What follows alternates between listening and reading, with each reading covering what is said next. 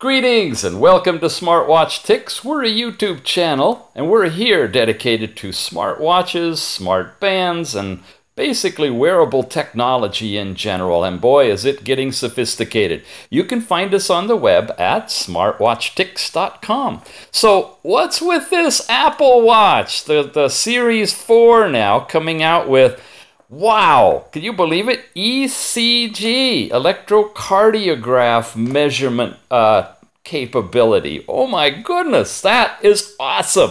It is brand new. Well, it's brand new for Apple.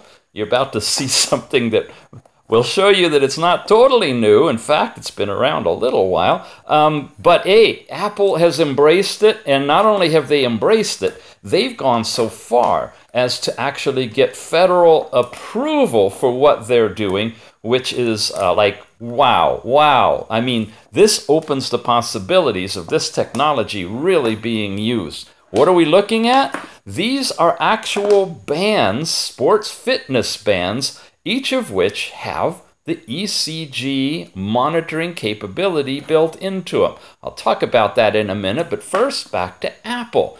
Here's a letter. Let's move you guys out of the way. Here's a letter that came in from the U.S. Food and Drug Administration giving Apple permission, basically, to use this technology on their devices and for the purpose of irregular rhythm notification using photophilism. Yeah, the PPG analysis software for over-the-counter use, class 2 product code, and so forth. Anyway, I'm going to put this on the screen, let you take a gander at that while I keep talking a little bit about this. So, when you put a watch on or a device that has ECG capability in it, it's going to allow you to read the electrical signals emitted from your heart. Now, you've all seen at the hospital, maybe you've been through it, when they wire you up with a whole bunch of electrodes all over your chest. And that doesn't hurt. You could sit there and watch the needles going up almost like on a polygraph machine, you know. You'll see those in a minute in a modified way. The only thing that hurts about doing that is when they take them off. If you're ever going to go in for one, try and shave your chest if you're a guy. I mean, really, so that when they peel that thing off, it doesn't automatically take your hair off. Anyway, you're going to end up with no hair. You may as well do it comfortable. Sorry, I digress a lot. We're still reading that letter. You can freeze frame it if you want, or you can just read along with it. I'm not going to read it to you, but this is the background information. Also, in the show links down below, there'll be, in the show notes, there'll be a link to this letter and the article that it came from and some other really good information. So if you're on your phone or your tablet and you don't know, there's ways you can scroll and you can get to a text area, which is basically the notes that go along with any video. And in the show notes there's copious information on all of the different reviews and things that we've got. So anyway, there's all these 7 or 9, I don't know, a bunch of electrodes they stick up to. You put it in a big machine and charge your insurance company a whole lot of money and generate a chart that a cardiologist can read that tells them things about your heart. Next page. All right. Well, these things here can do a modified version of that using 3 electrodes. There's 2 here. And the case is basically the other one. You basically touch the case. That's that one. And then there's that kind here that, whoa, what are you doing in there? Ha, you're not one. Okay, here's a different kind. You see, it has 1 electrode on the back and 2 on the front, so you use 2 fingers and touch it. The whole deal is you have to have 3 electrodes in order to get the signal. And it's got to kind of go on the side where your heart is, right? So you got it here going up your arm, and then you touch the electrode, and it's going through the other arm, so it crosses over your heart. I'm sorry, I'm covering the letter. You want to read that. Okay. There. So with the 3-lead technology, there's enough information to generate a simple but effective electrocardiogram. An ECG is a heart wave. Next page. Because I want to finish this letter before I start bringing that good stuff out for you. Thank you, Apple. Thank you so much for going through the time, effort, and energy with the staff and competence that you guys have got to be able to run this thing through and allow the FDA to have to face new technology and really give it a hard look, to give it a go, so that we can actually get this stuff on our arms. These things that I'm showing you, I'm sure don't have any of this kind of FDA approval, and they're just play toys, just for fun. We'll talk a little bit about that as we get further into this video. If you haven't figured it out already, I tend to make long videos. All right, that's the letter from Apple. Out of here. Now, let's talk about those charts. Okay, here's a representative chart that's generated literally by this watch right here that comes out from the tethering app, the app that's on an Android or an Apple phone that connects to it and reads that data when you do a test. We'll do a test in a minute, I'll show you. And this is a regular, fairly regular, okay, I'm not a doctor. I'm not a doctor. And I don't know a lot about this stuff. I'm just looking for you, okay? We're lay people talking story here. So you see the pulses going up like this, the peaks? You see the spacing between them? And that's pretty regular. They look like they're hitting. You could even count the little boxes and figure all that stuff out. They're hitting pretty regular. And the rate that they're hitting actually averages out to 80 peaks per minute. And that's your pulse rate. And this is all your heart wave. And it's done by 3 electrodes. In this case, all right, I'll show you. On the bottom side, see, it's all wet. That's a good thing. Maybe not that wet. Mr. Tick, slow down.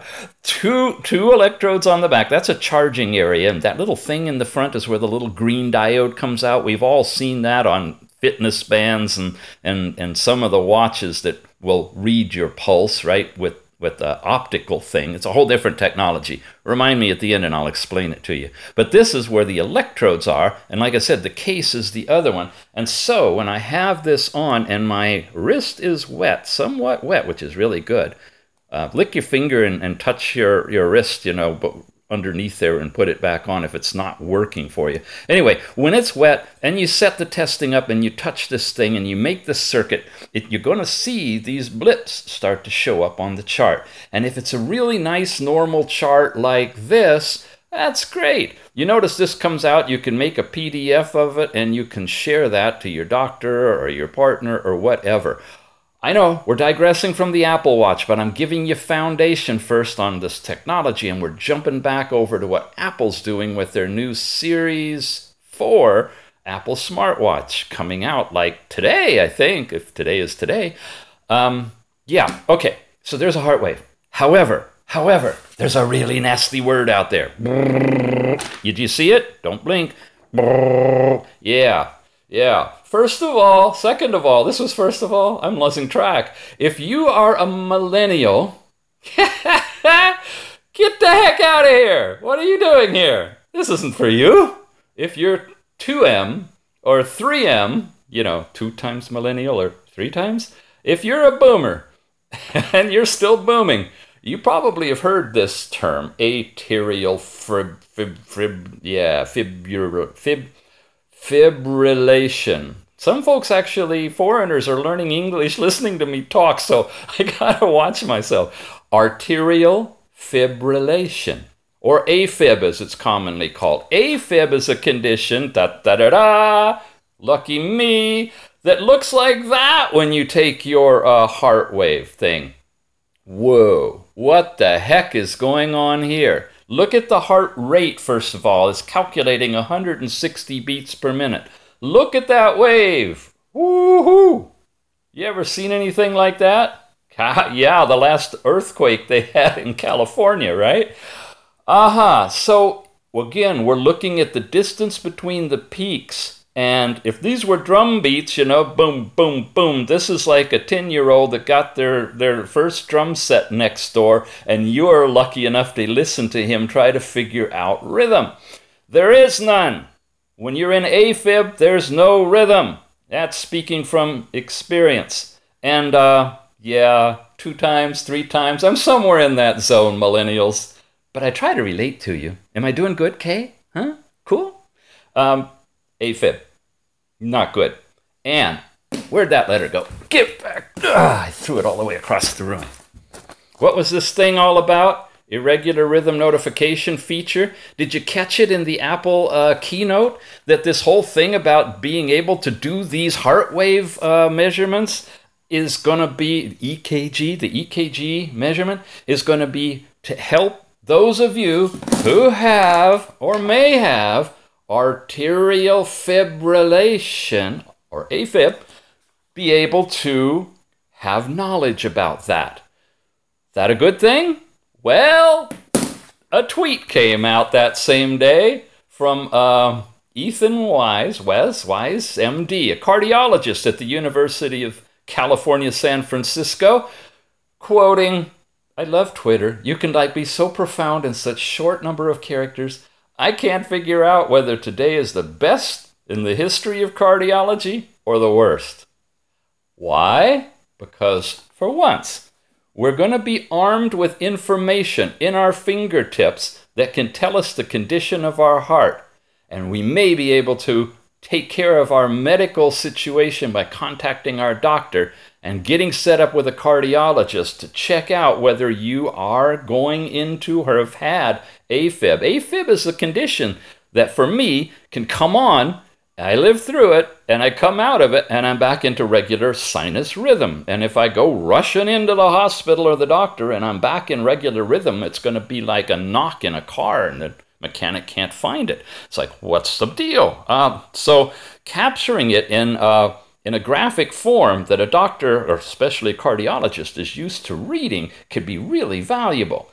And especially if you've got a baseline like that and you've sent them the baseline, and the next time it happens, you get something like that, then you've got a track record that's showing condition shifts in your heart rhythm. And that can be mitigated with medicine and all kinds of other things. Exercise and diet and vegetables and sleep.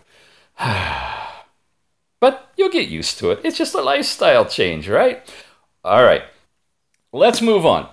Now, I'm totally behind what Apple's doing and all that they've put into to create this new watch that they're putting out that has EKG capability and will be able to flag an AFib situation. It's an expensive watch, though. We're looking at $400 start, right, and up. So what I have here in this little collection are bands that I've reviewed on this channel before. There's a review, not you, told you, stay over there. I've reviewed all these different bands before that do this EKG thing, and what I'm hoping to do once the Apple Watch is fully out and once the app that they're talking about that isn't released yet is released, that's on the watch or can be installed on the watch, I'm going to try to get one of those and get it all set up and test it and hopefully compare it with the results that we get from these things. But you've seen from the charts that I'm getting heart wave information, and my own physical doctor and cardiologist have looked at them and gone, wow, really? You're getting this off of a band? A $30 to $50 fitness band? Give me one of those. Anyway, they're not certified. They're not blessed by the FDA, and I don't even know if they're legal in the country. I presume they are. You can order them, from China and have them mailed in here. They're not for everybody. They're for me, my own personal use. I'm just telling you what I do, okay? I'm not saying go buy these things. And if you do feel you want to get one, don't rely on it. That's strong. Don't rely on it. Rely on your doctor.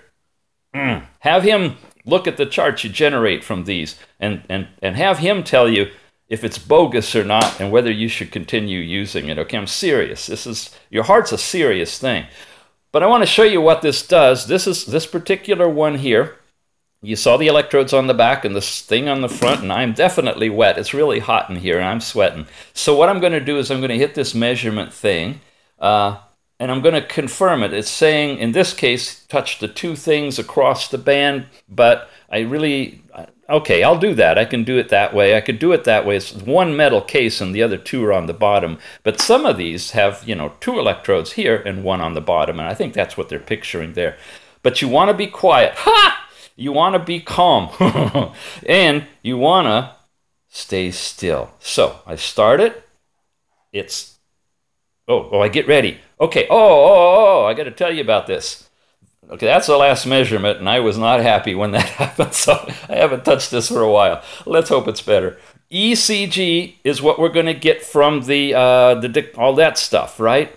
PPG is also, you're going to see a wave here, and that's what comes out of, some of these have the little diode in it, the green diode. This one doesn't. This only does ECG, so it only does that chart. This does both.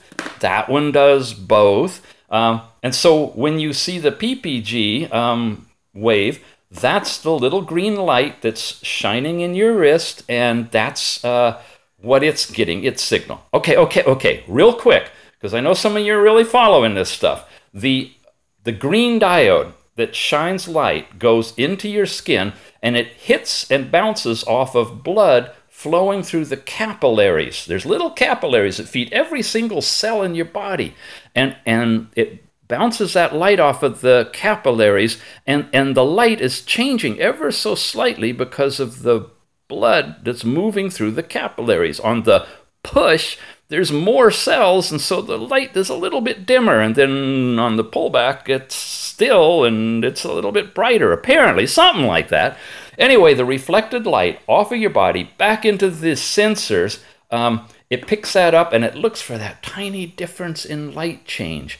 And when it sees that, it's mapping it. And when it maps it, you get what looks like a sine wave, not the strong peaks that you see in the ECG, but you'll see a little kind of a wave, and it looks at the peaks of those waves, and it calculates the distance and time, and it can give you a pulse rate, not a whole lot more, but a pulse rate based on what it sees on those peaks coming from that green diode. Well, this thing, and the app that goes with it, can combine that stuff together, and so, shut up, Mr. Tix, and do it already. When I hit start, I have 4 seconds to get myself on here. I want you to be able to see it all.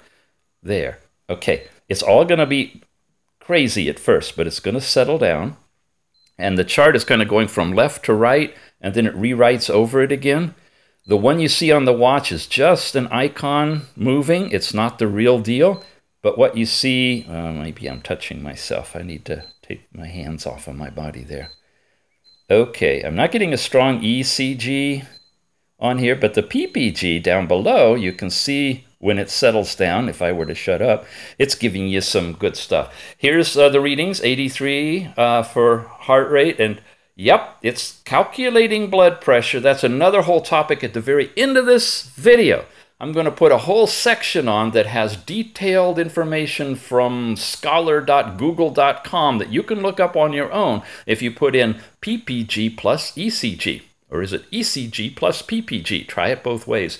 And you'll come up with articles that will explain how you can actually calculate blood pressure from a reading that's an ECG and a PPG. It has to do with the time delay between the blood and when it goes through here and to there. And supposedly you don't need the pressure of a cuff to do that because it can work with the timing of the movement of electricity versus volume of water that goes through, well, blood, that goes through the capillaries and comes back out and Yeah. Is that really real or not? You have to check for yourself. Run the numbers that come out against a calibrated cuff, against your doctor. See if it's valid for you. If it's not, it's a toy.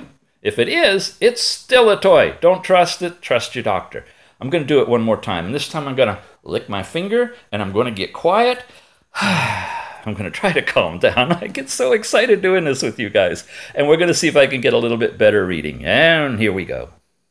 Oh, I'm not seeing the screen. Okay. You know what? I'm just going to hold it over here. You know what I'm doing. Shh. You hear it beeping? It's beeping a little too. Okay.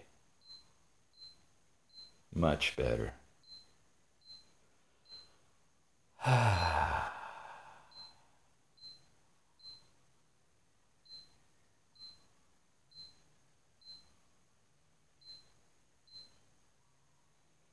Oh, that felt like so long. I used to be a DJ, can you tell? And the worst thing that can happen to a disc jockey is what's called dead air, when there's nothing happening. That was a long piece of dead air. There we've got a chart, blah, blah, blah. Now, and it's come up with 82 beats per minute, and there's your reading. What's really cool about this is I can go back here now, and I can go into the ECG heart analysis section, and I can call this up. Oh, it's loading them all right now. Okay, that took a little while. I had to kind of restart everything, but it captured all of that, and we're going to show it to you right now. Here's the reading we just did, and I can say start playback, and right from the app, it's actually as if it were real time, playing back the movement as it acquired it, and we saw all of that stuff. And here's the PPG pulse information coming through. There, I'm getting a regular sinus. There, I'm getting regular pulsing. And there, I'm probably not talking, right? And so we're getting some pretty good readings. I'm seeing some differences between them. We'll look at it when we look at the full chart. And make note of that. It's not exactly even. There is some variability. There's actually some heart rate variability. Heart rate variability, HRV, heart rate variability. Really important concept, folks. Heart rate variability feeds into your stress level. In the detailed report you get, based on looking at the heart rate variability between the ECG peaks, they can compute your overall fatigue index, your physical and mental load, your physical fitness, and your cardiac function. And this is on a scale of optimal being high, like toward 100, and general being below 70. So I'm in the red on... Of course I am! Why don't you... I'm always doing reviews. I gotta get out and get some exercise. I got all these watches and bands that can track everything about my fitness, including GPS location on the planet and how fast I'm walking. I just don't do it. But I will. I will, because I keep getting this report. I'm not totally fatigued now, but a really good reading would be way up there, you know, about 90 and stuff. I'm a little hyped doing this video. Anyway, heart rate variability is another thing I think you're going to hear from Apple and what they're doing, in addition to giving you irregularity readings that can trigger a notification that you may have an AFib situation going on. There could be, because all the data is already there, a deeper analysis of what's happening in terms of your overall health based on heart rate variability. This is so powerful because it can feed into mindfulness. I know the millennials will wake up when I say a word like that. Mindfulness, when you're sitting there oming away, feeling nirvana ooze through your blood, you are in a state of tranquility, and your heart rate variability tends to decrease so that you're getting a more regular rhythm, like listening to a really good drummer or a drum machine, right? A drum machine is the most relaxed thing on the planet because it's got it down. And I mean down, down, down, down. That's what you want your heart to do. And that is what I'm not doing when I show you that latest heart report right here. Ignore all of this. This is me talking. Here's the very end when I was really trying to be quiet, and you can see some of it is looking pretty good. But, you know, if you really look at the lines and look at where they're hitting, like they're hitting right near but not on that specific line, if they were, then you'd be getting very high marks on all of the fatigue levels that are assessed. How it's discriminating between physical, mental, emotional, and general health from variability is either smoke and mirrors from China, you know, building these apps, or it's based on different characteristics and maybe some of these sub-wiggles, because you see all those sub-wiggles in there have stuff to do with how your heart's working. I don't know, very, very esoteric stuff. Take it with a grain of salt, but you should know for yourself if you're feeling unphysically fit and overly fatigued and you're getting those kind of numbers, well, it should be a good indicator for you to do something. I got to get back to Apple. I know. We want to keep moving on that. So the Apple Watch Series 4, not 8, 4 with 4 or 5, 4 with the OS 5 coming out, right? Got to get it all right. And the new app that's going to allow ECG readings to be able to identify AFib situations is something really worth looking at. The fact that they went through all of this work to get the whole process around irregular rhythm notification set up and approved by the FDA, the fact that they're an American company governed by all kinds of tight rules and regulations that the rest of the world doesn't have to deal with, the fact that this technology has made it now to the mainstream is really, really powerful. The only thing we don't know is whether or not it's the best day or the worst day in cardiology. It's the best day if this technology comes out helping you to identify situations that get you the help you need.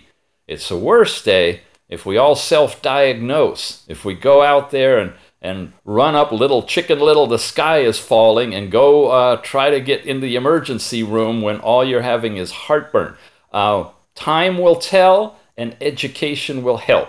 So this video from SmartWatch Ticks, a YouTube channel dedicated to all kinds of smartwatches. By the way, feel free to look around. We've got reviews on all kinds of devices. This is just the edge of the tip of the iceberg. Oh, the purpose of this video and this process is to give you guys some basic information, some education about where things are going, because I know a lot of folks are going to be Googling ECG and AFib and trying to learn about it. And with respect to the Apple Watch, I love Apple. I love what they're doing with this watch. I'm really, really impressed they've gone this far, and I encourage you to learn more about it. Because, last thing I'll leave you with, I don't even want to put it that way. The worst thing I would want to leave you with is AFib. When you get atrial fibrillation, and I got to say that over again. I'm not saying when you get. When I got, this is all about me now. This is me. This is my story. When I got it, man, I was outside. I was working in the yard. I was dehydrated. I had pumped a couple of Diet Cokes, caffeinated. Had all the perfect storm going for shortness of breath, getting kind of cold sweats, and feeling my heart beat, you know, in my wrist or in my neck, and it was just going crazy. Didn't know what was happening, never heard of this before. So I headed on into the emergency room because it wouldn't stop. Let me tell you what I found out about me, about this. What's going on? You got I'm not a doctor, okay, but you got a big thing in your heart, and you got a small one, and they're supposed to go boom, boom, boom, boom, right? And this thing's going and so the blood is kind of pooling in here. It's not pushing out the artery like it's supposed to. And so in all the big arteries and then veins coming back, the blood pressure is like acting really strange. It gets kind of low because of the pooling of the blood, and it's a mess. And so they put you on all the instruments, and of course this kind of thing, your heart rate is usually, well, this is a good one, but you know, is usually way up there, 150 or something. Alarms are going off. In a worst case situation for me, it didn't happen, but I found out later they were standing by with those paddles that they would have put on me if I had gone worse. And thinking about the fact that that could happen is going to keep me... No, if you think you've got this, make sure you have it checked, because you don't want them... Yeah. But anyway, I think a worst-case situation, they'll actually paddle you to try to shock your heart back into regular sinus rhythm. That's the goal, is to get out of this and get back into sinus rhythm. So for me, there's 2 or 3 things. High blood pressure medicine, lower cholesterol. I don't know if both of those have anything to do with AFib, but I'm on it. So that's the kind of stuff when you're a past millennial that you're going to be facing. But one of the important things with the blood sitting in here pooling as you're in this AFib condition, there's a potential that it could clot, because blood clots when it's not moving. And if it were, that clot could go through your body and you could end up with a stroke or all sorts of stuff. So they put me on a blood thinner. Not, and I found this out, not your half a baby aspirin that everybody's taking as they get older to keep their blood thin so you don't get the clogging of the artery, blah, blah, blah. That is a blood thinner, but that's a different way of working. You got to get on something, I don't know, they put me on this thing, this, I don't know if it's working or not. I can't really tell. If I cut myself, I heal just fine. It's not like I'm on a really super thin blood thing, but apparently this type of stuff will help if you are in an AFib situation so that the blood doesn't clot if it's pooling until you get out of it, right? So if you end up in this, make sure you thoroughly check with your doctor and cardiologist that they're not only taking care of getting you out of the situation, but I shouldn't be saying you. Sorry, retract all that. What I found out for myself is after I went in through this situation and I was educated on what was done to me to get me out of AFib, I was also educated in how to make sure that if it happened again, and my cardiologist told me there's only two things in life, right? Death and taxes. Well, there's only two things with AFib. You're going to get it again and you're going to get it more frequently. So if I get it again, this, on a regular daily basis, is supposed to keep my blood thin so that it doesn't happen if it pools there. I know I've lost a lot of you. Bye. That's okay. If anybody's still listening, that's great. Helps me just to talk it out. The other thing is, gosh, something like this. I'm trying to mask all my medical stuff, but I wrote here, AFib emergency. It's a kind of a medicine that if you get into AFib, and it's like you're really having a bad time with it. Of course, you can't drive with this because you're going to be kind of dizzy. This kind of a pill or something similar to it will supposedly help lower your blood pressure, I think. I'm sorry, not your, sorry, erase all that. When the doctor gave me this is supposed to help me and my blood pressure to come into regulated so that the AFib will stop. So kind of like breathing into a bag, if you're hyperventilating, can get you out of hyperventilation. I think there can be a medicine that you can take for helping you to get out of it if you get into it. So something to make sure you don't get a stroke, something to help you get out of it if you got it.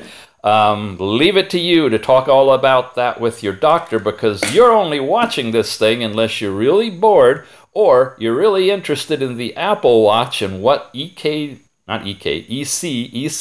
technology is about, or you're probably going to get that Apple Watch for a real purpose, and that's to keep yourself and your doctor informed about your medical condition. You have been watching SmartWatch Ticks, and I'm really proud of you sticking through to the very end, because I had to. You might as well suffer with me, right?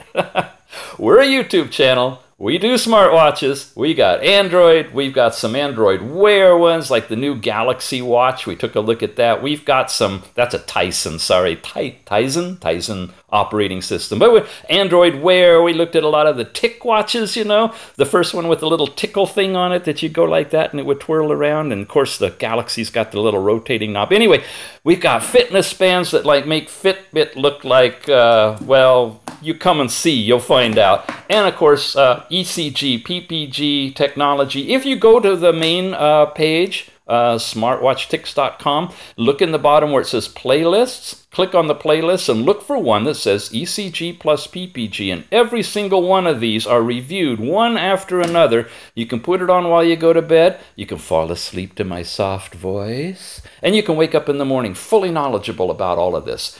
I am going to put now, at the very end of this video, a section that is on the T6. Gosh, that one isn't even here. Anyway, the T6 was one of the first ones I reviewed, and it talks about that integration of ECG plus PPG to create blood pressure as a reading, and the technology behind that. It's a long, boring piece, but it's valuable. So if this is of interest to you, keep watching. You'll see that whole section from scholar.google.com and give an understanding of how you can extrapolate from both the ECG and PPG readings to determine blood pressure without wearing a cuff. Thanks, guys. Hey, if you like this, please give it a thumbs up. put a lot of work into this. And if you really like it, consider subscribing. We'll ting you every now and then with a new review on something different worth watching. And hopefully soon, the actual Apple Watch ECG comparison with the ones that we've already reviewed. Enough said. See you again soon. Oh, just one more thing. Did you notice in the letter we were looking at there wasn't any mention of the ECG or electroplates or anything like that? Just PPG, which is the optical diode technology, which may mean that everything you just saw here is totally irrelevant. I know. What's the first word that came to your mind? Does it start with an S, an F, comma, I just wasted my time? It's important to know what your favorite word is. Anyway, I hope I haven't wasted your time. I don't know the Apple Watch. I don't know if they're using PPG to create HRV analysis for AFib, which it sounds like in the letter, and how they're getting their ECG, if it's coming from electroplates or from blinking lights. We'll all know when the Apple Watch starts shipping. In the meantime, you now know a lot more than you did before. And you're going to learn even more if you stick around for the next section. So what is all this ECG and PPG and PWTT stuff anyway? And why do we care?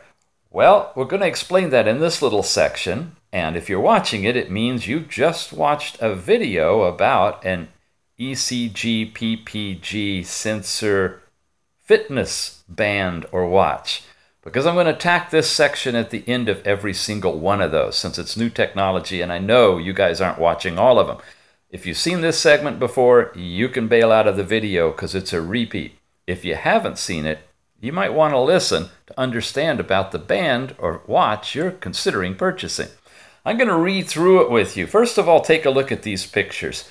You know, in the medical community, they can hook you up to a biomedical device that creates this whole heart wave chart labeled with A, B, C, D, E, and all these different areas and heights and things that the medical folks know how to read. It's a medical equipment device, and it's relatively expensive, although you can probably rent them for the time you need them if you have issues related to your heart. You have electrodes that go on your body, and they pick up a signal that gets recorded through the electronics in the device. Well, the electric monitor is a bioelectricity that's generated from each of the heart sections beating by a pacemaker, atrium, and ventricular. Yes, ECG data is calculated from the changes of it. You're going to find that this is kind of Chinese English as we read it as well. So I hope we can both figure out what they're actually saying because the sentence structure isn't perfect. What they're looking at is taking this concept and shoving it into this device on your wrist with 3 electrodes. 2 are usually on the bottom, and the third one is something that you touch on the side without letting your left and right arms make contact, okay, so that the signal that's being picked up by those electrodes will come from or pass through your heart from the bottom electrodes and separately from the top electrodes down both arms. According to the principle of medical testings, you put a finger on the electrode plate of, in this case it's the T6, one of the watch bands we're reviewing, but any of them that are designed this way, while wear on wrist to produce bioelectricity through the body's circulation to detect the data generated. The goal is to get a relative chart similar to this one that comes from this. Now we're going to find out why you need that. First, we have to do some definitions. The definition of ECG is electrocardiography. And there's ECG sensors that measure the biopotential generated by electric signals that control the expansion and contraction of the heart chambers. PPG is what we're used to seeing for getting your heart rate on smartwatches and smart bands. PPG, here we go, is plethysmography.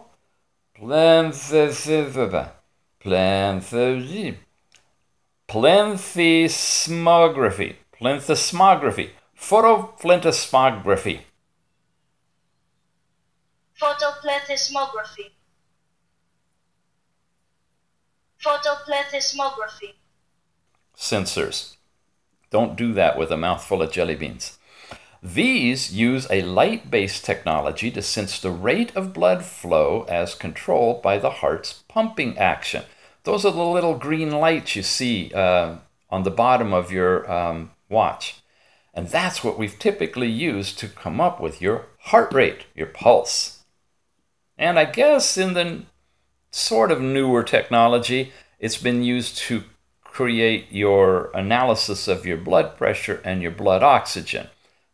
But we'll continue on that one because we still haven't been able to fully test the accuracy of the PPG by itself. What's really cool and what's new with these devices is the blend, the combination of the ECG and the PPG for a PWTT that lets you come up with a better accuracy of all of your biometrics.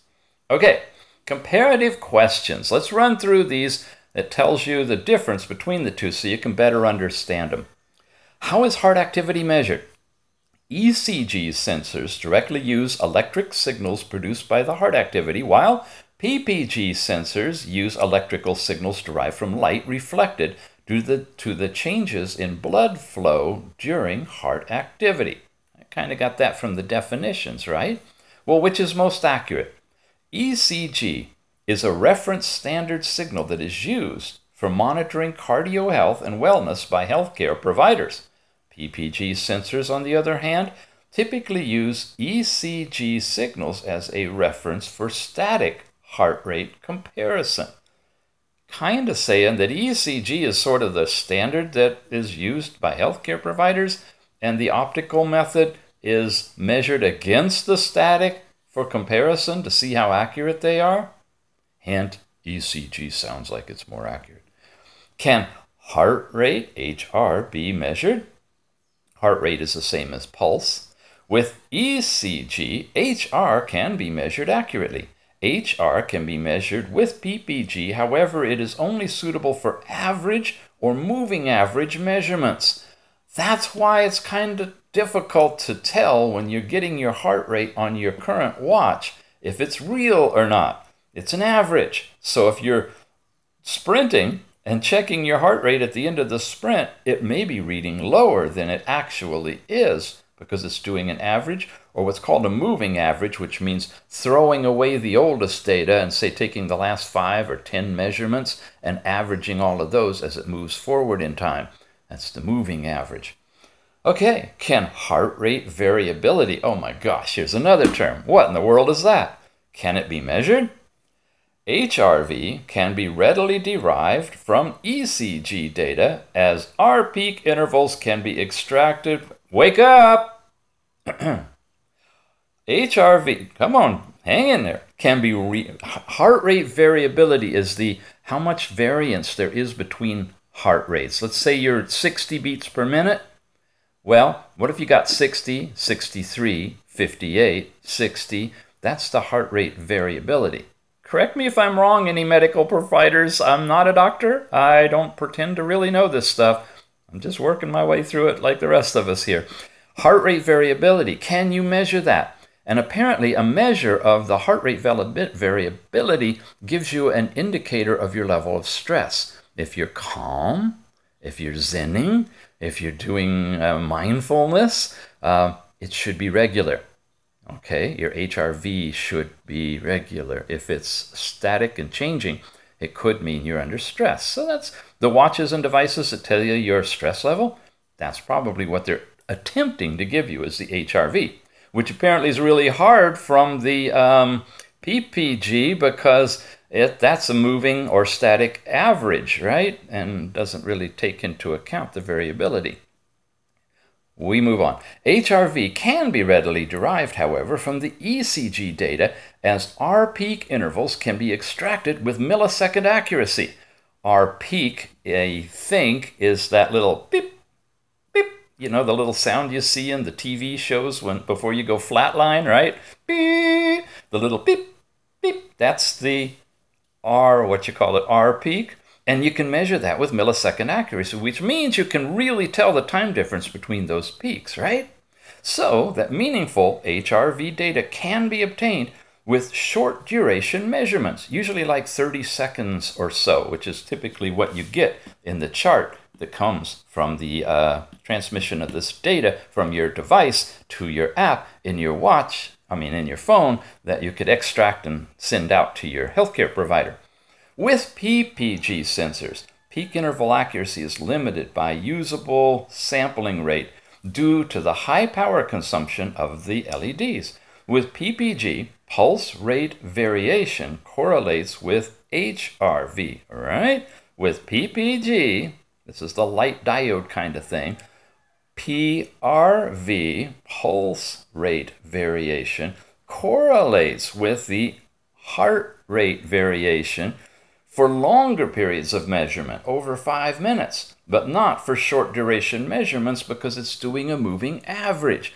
Only if the moving average starts to change dramatically, which you can only get over a long period of time, in a sense you're looking at the average of the averages, or the standard deviation from the average of the averages, will you find that you have stress or not by trying to use the PPG diode technology to get pulse rate variation.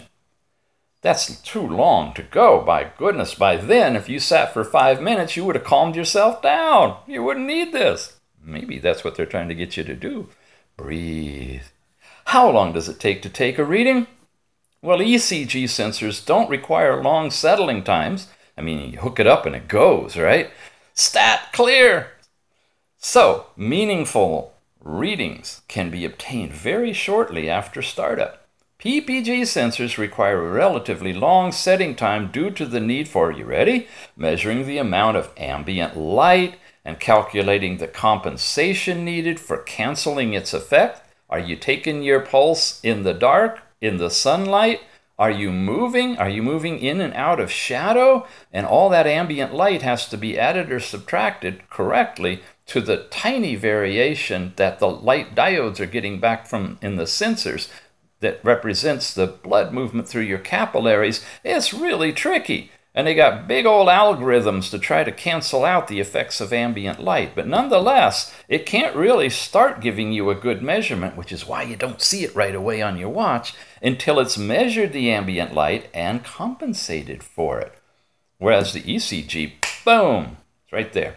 PPG sensors may also require compensation of motion artifacts to produce a reading. Come on, common sense. If you want the thing to work, you're going to have to hold really, really still when you have the optical sensor reading your pulse. If you move a little bit, your capillaries are moving underneath and it's just going to throw everything off. You found that out. And that's why oftentimes we think that these things are not accurate. Well, they're partially accurate as we're learning, and they're not accurate because you're not standing still and your ambient light is changing. Fix those conditions and your current watch will be more accurate. There, you learned something, making it worthwhile watching this whole silly thing, right? All right, wait, there's more. Here we go. Which has the lowest power consumption? We need to know that for these darn low battery watches and bands, right? NeuroSky's BDM 101 ECG sensor features extremely low power consumption, operating at 2.5 milliwatts. Most PPG sensors require approximately 30 milliwatts of operating power.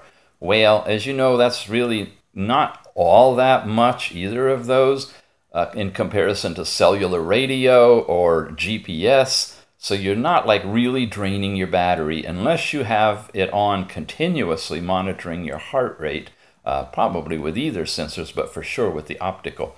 Which is the smallest footprint? Well, the BDM 101 ECG, you think this is a sales sheet for the BDM 101? Probably is. It's the world's smallest ECG sensor at only 3 millimeter by 3 millimeter with no additional components required. PPG sensors featured a relatively large PCB footprint. That's not the PCBs that are toxic. I have no idea what it is, but I don't. Hopefully it's not. Oh my gosh, if we're running around with PCBs on our wrist. It's a big package, typically 6 by 6, which is like 9 times bigger, right? Or 4 times bigger. Plus additional PCB area for the microcontroller unit, battery management crystal, LED circuits, and don't forget the little wire that, has to hook it all up. A lot of stuff going in there. It's a big footprint. In a small package, it takes up more space. What they're not mentioning, though, is remember, you got to have electrodes, and so it doesn't take up a lot of space, but there's 2 plates on the bottom and 1 on the side or the front that have to be touched. So that's all part of the ECG circuit. But the little goodie itself that figures it all out is a tiny little thing on the ECGs. Is any external equipment required to produce a reading? Well, on this fancy BMD101 sensor features on-chip HR measurements. So no external equipment is required. In contrast, the PPG sensor does require external microcontroller unit for HR calculation. This is all in one. This one has the little separate diode thing, and that's why you got that cable inside if you take your watch back off that hooks it into the main circuit board, because it's got to hook up to a chip to read and understand what that optical sensor is picking up. How easy is it to integrate with a device? The BDM101 ECG sensor features an SDK, Android, iOS for easy app development and integration, which is, folks, why we're now able to get this stuff on these smart devices. So far, it's in bands. As you know, if you're watching this video, you just probably saw a review on a fitness band that has ECG capability, but it's going to come to watches. You mark my words. By 2018, we're going to start seeing ECG, PPG integration on watches as well. Why not? It's small. It's just a matter of isolating the case and putting electrodes on the back and someplace to touch on the watch to get the electrical hookup. The sensor features an SDK, which is sort of like an APK. After you put the SDK in the APK, you got an app that you can use, right, for easy app development and integration. PPG sensors require an MCU, firmware up development, and integration in addition to host platform app development and integration, which is why we've seen a lot of the different watches, more or less accurate or not, around the optical sensor stuff, because the sensor unit itself is just spitting out the data. It's all up to the MCU firmware that interprets all of that stuff to give you accurate or not so accurate heart rate or pulse data. Okay? I guess we should be saying pulse data when you're talking about optical and heart rate data when you're talking about electrical. Get the terminology right. When it comes to key considerations like size, power consumption, accuracy, ease of integration, and richness of data, ECG biosensors present a clear advantage over their PPG counterparts for heart rate monitoring. But it's just now hitting the market in our tiny little watches and bands. ECG biosensors are capable of delivering the widest range of heart health metrics because they are able to capture more comprehensive signals of overall heart performance, including both heart rate and heart rate variability. Now, up until now, all of this, we are talking about your pulse rate, your heart rate, nothing yet about blood pressure or blood oxygen, 2 other measurements that the medical community uses and fitness zealots use to understand their body dynamics. Let's move on. That brings us to pulse wave transit time, PWTT, and its relationship with systolic blood pressure. How do you take the stuff that we're getting from the heart wave and the biometric optical sensor, all right, the ECG signal and the PPG signal? How do you mess around with that in order to come up with blood pressure in relationship to your actual systolic blood pressure to get accurate readings? Well, this paper talks about all of that. And I'm going to put it on the screen and let you read it. Maybe we'll jump into a little bit of it, but and I'll also have the reference to it in the show notes down below. And hopefully you can just freeze your screen right now and read this. I'll give you some overall, well, let's look at the abstract to get the premise of where it's coming from. It says that blood pressure is one important parameter in assessing a patient's or your own health status and fitness and so forth. The measurement of blood pressure using conventional method is less practical in less practical in monitoring continuous blood pressure.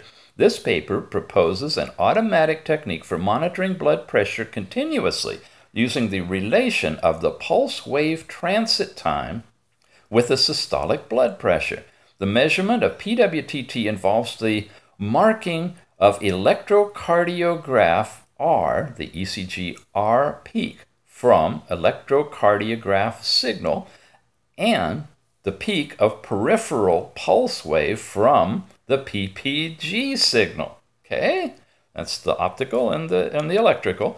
Data collection involves 3 different sessions, which are resting period, exercise period, and recovery period, thus establishing the relationship between SBP and PWTT. The results of monitoring blood pressure based on pulse wave transit time will facilitate personal healthcare monitoring blood pressure continuously. And that's why I do deep breathing exercises. Okay, introduction gives you some of the background, basically what the PWTT really is. And then we come back up here to column 2, and it continues with that chart. And you can kind of see that what they're doing is measuring the time. This is against time. The time between the peak that is seen on the ECG and the bump that you see on the optical PPG. This is your systolic. You hear my roosters? Love it. This is the optical bump that is used to compute your pulse rate with the optical sensor. And this is the really fine, detailed microsecond accuracy of the ECG. Getting both those signals coming in out of your body at once and analyze can let them compute your PWTT. And this whole paper is based on using that PWTT with your systolic blood pressure to get biometric data that's more accurate for you and your body. So it goes through in this particular paper and talks about setting up an experiment or two. And now we get really technical. So we'll just let this parse itself on the screen. Shows you a pulse circuit. This is the philosophy and technique behind doing this whole thing. And obviously, they've managed to miniaturize all of this electronics down to where it now fits in these little fitness bands. Okay, and then they go on to do a second experiment. And this is just the first 2 pages of the whole article, because you got to buy the whole article. This is what they give you for free. You'll see the link down below. If you're really interested in this, you can dive further. So we've moved on from ECG and PPG measurements to determine the pulse wave transit time. From that, and using specialized circuitry, we can analyze the signal difference to get the PWTT and work with it. So we're talking about an electroplate type blood pressure bracelet that's based on the principle of PWTT to measure blood pressure. You got the blood pressure reading, the ECG test plus PPG, and heart rate. Those are kind of the 3 things that are going on now in this new family of devices. The PWTT principle, trying again to talk about it in so many different ways it makes sense.